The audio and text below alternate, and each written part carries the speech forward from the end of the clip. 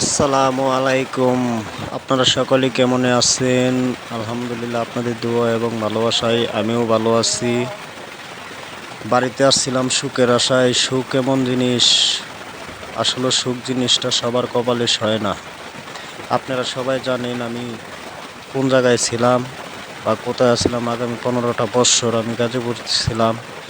গাজীপুর থেকে বাড়িতে আসলাম ব্যবসা বাণিজ্য ছেড়ে, অনেক টাকা পয়সা মায়ের খেয়ে বাড়িতে আসার পর বুঝলাম যে বাস্তবতাটা বড়ই কঠিন।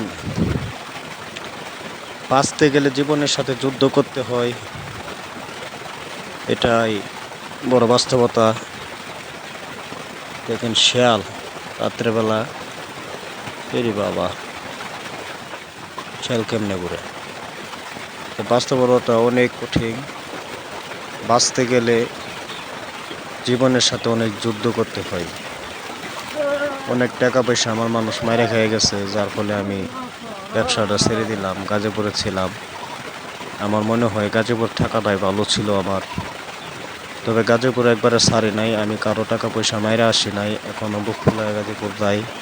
আমার ফ্যামিলি সব গাজীপুরে আছে, আমার বউ বাচ্চা সবাই গাজীপুর। আমি শুধু বাড়িতে।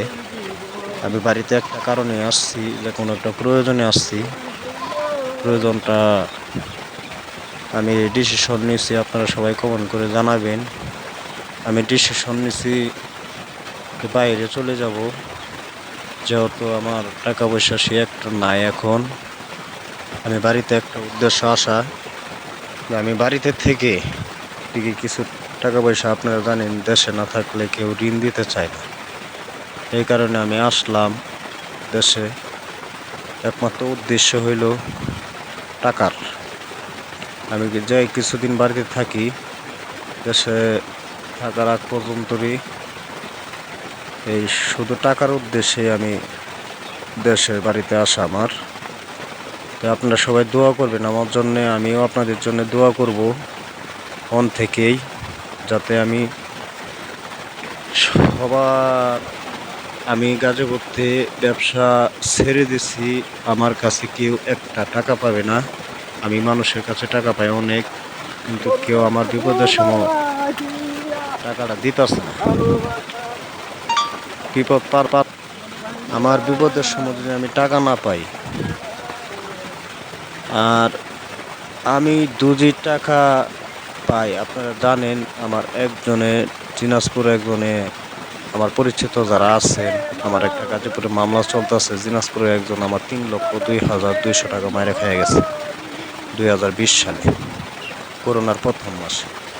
তো সেটার মামলা চলতেছে, এটার রায় অতি দীর্ঘ, অতি তাড়াতাড়ি এটার ফলাফলটা আমি দেখতে পারবো। 6 মাস জেল খাইটা শেখ হাসিনা যখন আন্দোলনের আগে ধরা পড়ছিল, শেখ হাসিনা যখন যাওয়ার আগে আগে সে ধরা পইরা 6 মাস জেল খাইটা বাইরেছে।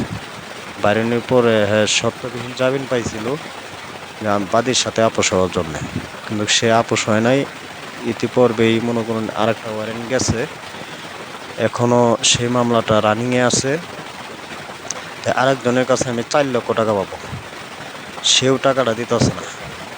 এই 19 সালে লেনদেন হয়েছিল তার সাথে, পাইকারি মাল নিছিল। সে আমার যত দোকানের হিসাবপত্র আছে সব সে করতো, কিন্তু 4 লাখ টাকা তাকে আমি হাওলাত হিসাবে দিয়েছিলাম। হাওলাত হিসাবে দেওয়ার পরেও যে কোনো একটা কারণবশত তার আমি দিছি, সে আমারে তার বাপে আমার হাতে তুলে দিয়েছিল। সে আমার ভাই বানাইছিল, তার বাপে আমার ছেলে বানাইছিল, যার ফলে এত টাকার লেনদেন।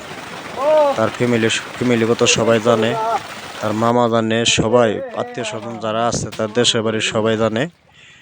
দেখেন বাস্তবতাটা কতটুকু কঠিন। বাঁচতে গেলে যে জীবনের সাথে যুদ্ধ করতে হয়, এটা হয়েছে আমার প্রমাণ। ছিলাম ভালো, ছিলাম বাদশা, নিমিষে হয়ে গেলাম বেশ্যা, এটাকেই বলে। তবে সেটা নিয়েও আমি এখন একটু দৌড়াদৌড়ি করতেছি। ইনশাল্লাহ কোনোদিন আমি কারো কাছে হার মানি নাই।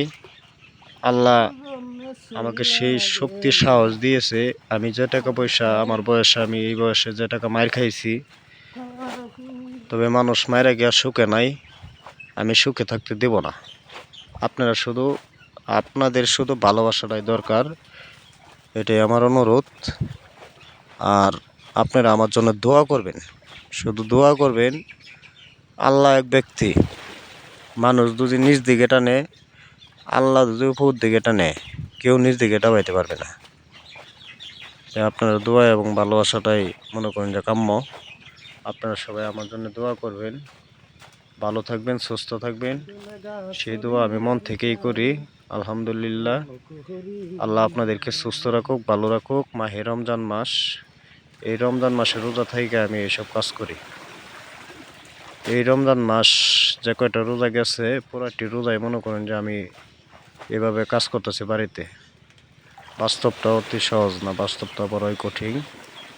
বাঁচতে গেলে জীবনের সাথে যুদ্ধ করতে হয়, এটাই হচ্ছে বাস্তব প্রমাণ।